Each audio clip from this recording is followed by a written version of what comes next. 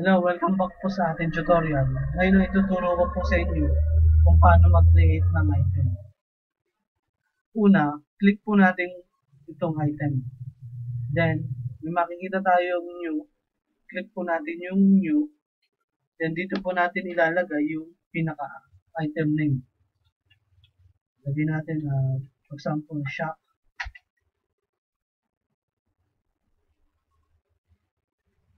Then, yung description, pwede nating lagyan limited edition or optional lang kung wala namang description. Yung product code, normally, company na nagpo-provide dito. Pwede natin itong lagyan ng yung barcode, generate natin later. Then, yung department, type natin, for example, basketball shoes, type B. Then, yung category natin, shoes. Pwede rin sale shoes. Kung wala kayong makita ng category, pwede kayo mag-create. Just click the new button here. Then, yung clear, pwede rin natin i-clear siya. Then, yung unit of measurement, normally pair, or pwede rin on piece. Yung image niya, pwede natin i-browse sa pinaka-computer natin o sa desktop. Sa pricing naman, dito natin ilalagay yung pinaka-puhunan para makuha natin yung net income. Magkano ba yung puhunan ng isang sapatos? Lagyan na lang natin 1,000.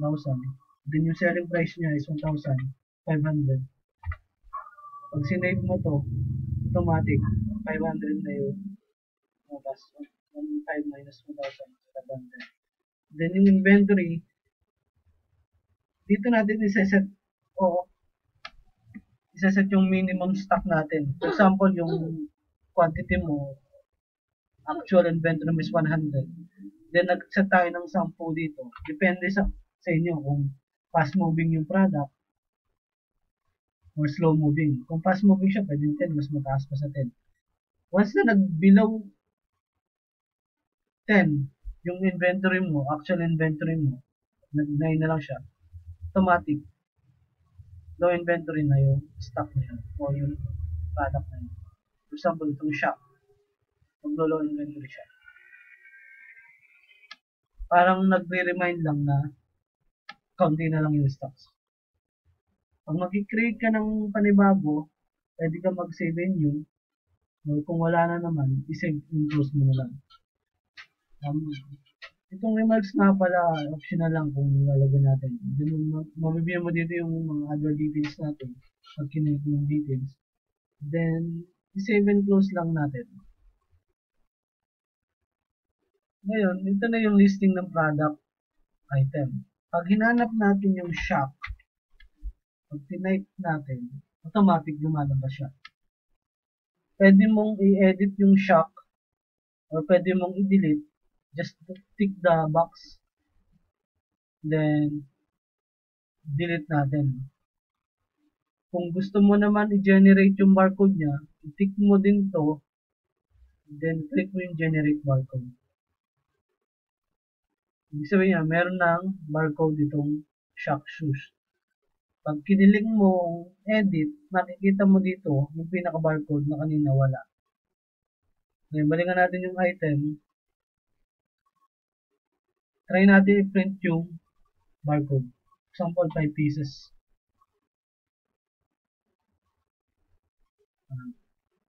Don't forget na i-tick muna itong box na ito bago print barcode.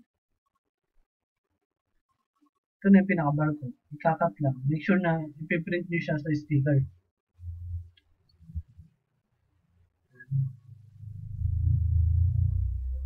Dito lang yung pinaka-print button niya. Close natin to. Then, para mapabalik yung listing natin, i-clear lang natin. Ayan na. Ngayon, gagawa naman tayo ng delivery. Ito na yung galing sa supplier nyo. May mga existing na inventory nyo. Kagaya nito, meron siyang beginning inventory kasi ito, in-import na. Pero kapag may dumadating na na-supply, galing sa mga supplier, mag-create na tayo ng delivery. Una natin gagawin, click natin yung new, then hahanapin natin yung location kung saan i-deliver yung mga products. Pwedeng diretso na, directly na sa branches, o pwede naman sa warehouse. Pwede mo rin ilagay dito yung pinaka DR number para may reference ka. Then click natin yung new. Dito sa new na to, dito na tayo maglalagay ng mga product. Una natin gagawin, hahanap tayo ng product.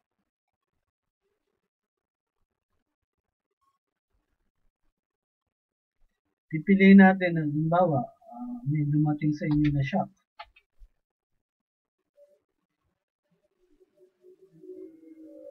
Click mo lang yung shop na yon, then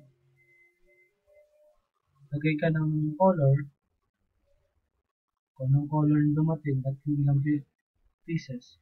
Doon natin ilagay 10. Then okay.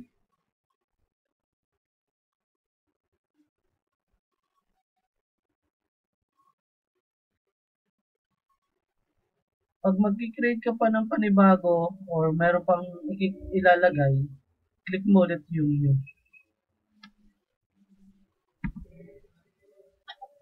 Then, click mo ulit. Then, clear muna natin ito para lumabas lahat ng listing. So, pwede natin gamitin itong hyperdunk. Then, pili tayo ng kulay. MDL. 15 pieces. Then, okay.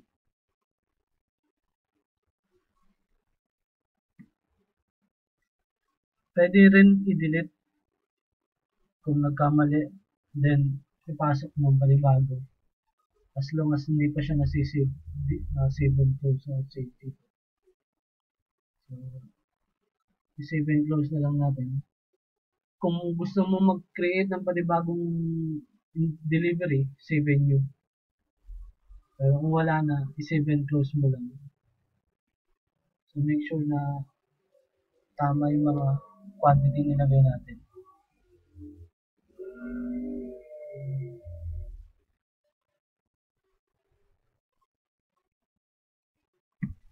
Pwede natin hanapin yung delivery by searching sa location. Ito na lahat yung sa location. Sa warehouse. Kung marami pa rin, pwede sa date natin siya i-search.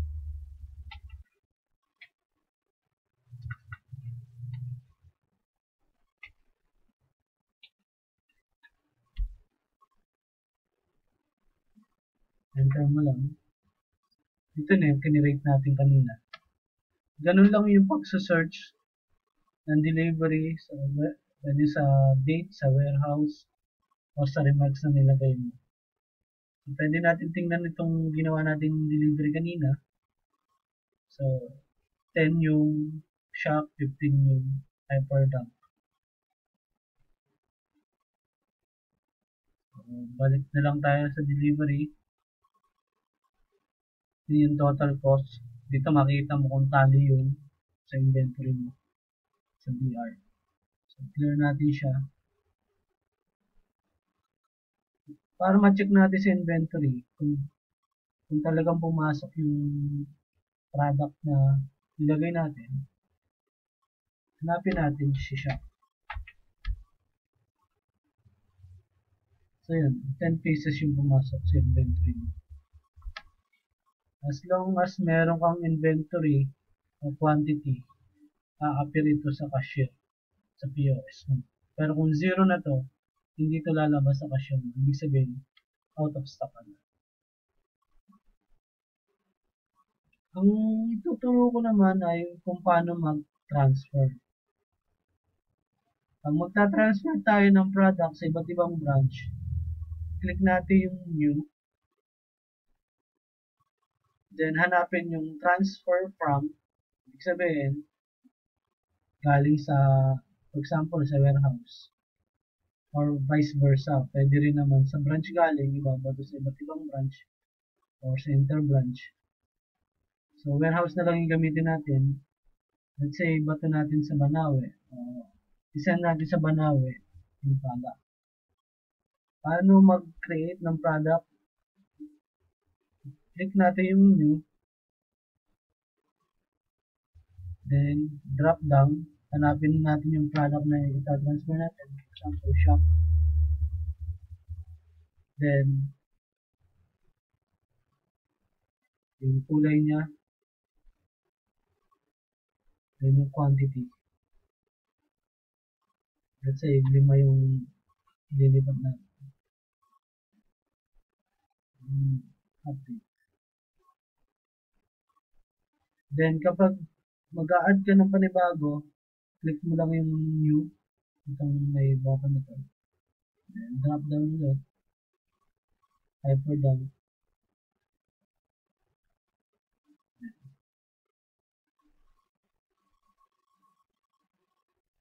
And quantity.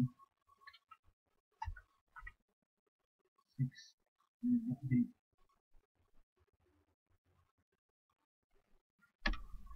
So, ibig sabihin, mali yung color niya.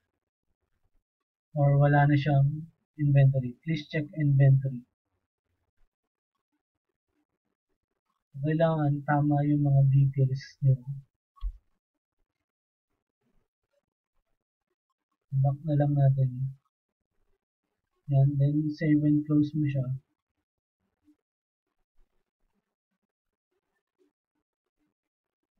Ito na yung pinaka-transfer. Then, kapag babalikan natin yung inventory,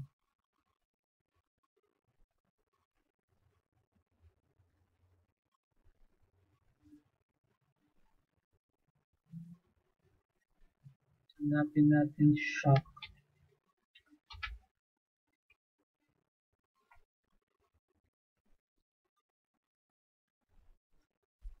Ayan. Before, 10 yung warehouse, dumating sa kanya, ang deliver sa kanya is 10 pieces. Then, yung transfer out is 5, kaya total is 5. 10 minus 5 is 5. Dito, makikita yung history sa inventory. Hindi lang siya basta inventory na features. Nakikita mo rin yung delivery details, kung ilan yung nabenta, kung ilan yung pumasok, at ilan yung lumabas. Balikan natin tong Banawe. Pag kinilig mo tong Banawe, nakikita dito na walang deliver. Siyempre, kasi hindi naman dineliver sa kanya, kundi tinransfer sa kanya ni warehouse. Kaya 5. 5 yung quantity. Ganun po yung pag-check sa inventory. So, sana po may natutunan kayo. Kung medyo malabo yung pagkaka-explain ko, pwede po kayong tumawag sa amin then para ma-assist po namin kayo. Maraming salamat po and sana marami tayong natutunan. Thank you po.